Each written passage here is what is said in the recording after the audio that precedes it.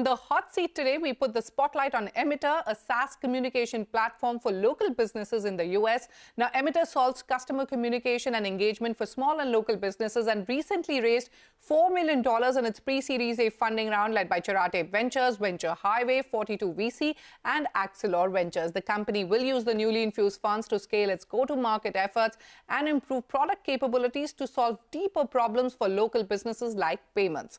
And to elaborate more on this, joining me now is its founder, Anmol Oberoi. Anmol, welcome to Startup Street. You cater to small and local businesses, like a local dentist or a salon, which have a unique set of challenges when compared to enterprises. Take me through your offerings. How are you helping them digitize their customer experience with the help of better communication and automation? And if you could also elaborate with some use cases. Sure, absolutely. Thanks a lot, Shruti, for having me here. Yeah, you're absolutely right. We help local businesses. And when I say local business, any business that can only cater to local, I would say, customers, right? Like you said, dentists, doctors, restaurants, right? To help you better understand what we do for them in terms of digitization, communication, and automation. Largely, if you look at these businesses, right, they're very different from technology businesses, SaaS businesses. Their goals are very different. They have three primary goals, right? Goal number one is they want to make sure that they keep acquiring new customers and retaining them. So those are the first two goals. And the third goal is these businesses are not products that you buy, right? They're services that you use. So they want to keep their appointments and schedules always full. Largely, that's what the goal of the business is, and that's what we help with right now. How do we help them do that? How do we help them achieve these three goals, which is acquiring, retaining, and sort of keeping your schedule full always, right? We do that with the help of SMS automation. By picking up very specific use cases, right? So if I had to ask you, how would you identify a restaurant that you wanted to visit with your family tonight? You'll most likely tell me that you'll look at Zomato and read reviews, right? Yes. Which means that for a restaurant to acquire new customers, it needs to keep its reviews and reputation up to date, which is one thing that we help with, just as an example.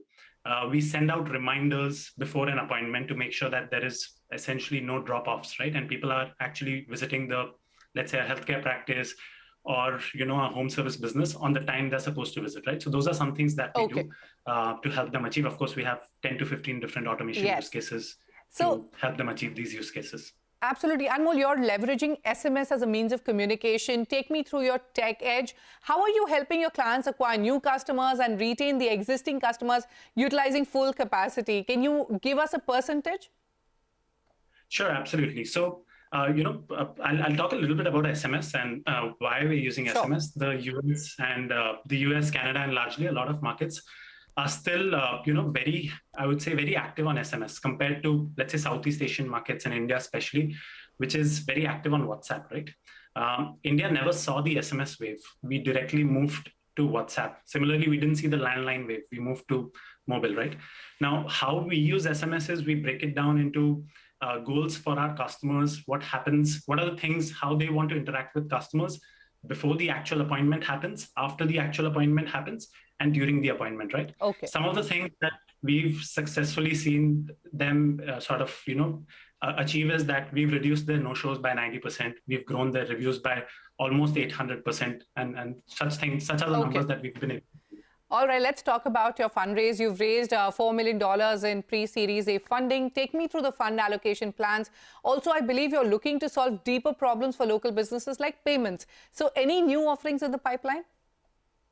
Absolutely. So I would say, from a fund allocation perspective, if I had to compare our business to let's say constructing a building, right? We've laid the foundation, and now it's really time to sort of keep stacking floors on top, right?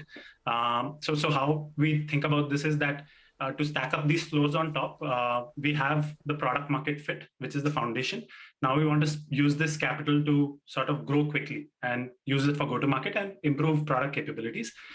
When it comes to payments, that's the newest capability that we are working on. If you look at offline businesses in the US, and I'm not talking about the Indian ecosystem is far more advanced when it comes to payments. In the US, there's still a long way to go. People still take credit card on a phone call, right? They take credit card numbers. We are digitizing that through SMS. So basically making sure that all of the payments are collected digitally through our system. That's essentially what we're focused on.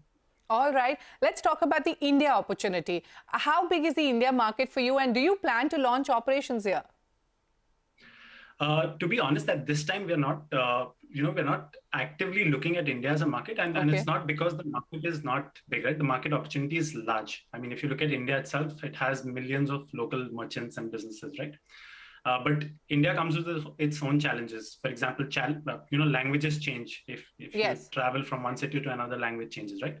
Given that we're a small team right now, we want to focus on just one geography and one set of local businesses. Okay. When we plan to move to India, then we will also have to equip ourselves to support WhatsApp, because in India, people don't use SMS to communicate; they use WhatsApp. So that's really our goal, and probably in the next couple of years is when we will look at focusing on India as well. All right. Anmol, take me through your business growth numbers. Also, how are you making money? If you could take me through your revenue model as well. Sure. So, essentially, we are a SaaS business, right? Software as a service business. And just like any other SaaS business, our business model is and revenue model is pretty simple and straightforward. We charge a monthly subscription fee to our customers. While I'm not allowed to share, I would say, revenue numbers, but I can definitely tell you about our growth, right? At this time, we are consistently growing 30% month on month. And we want to sort of continue growing at that pace to see, what to sort of make ourselves ready for a Series A round.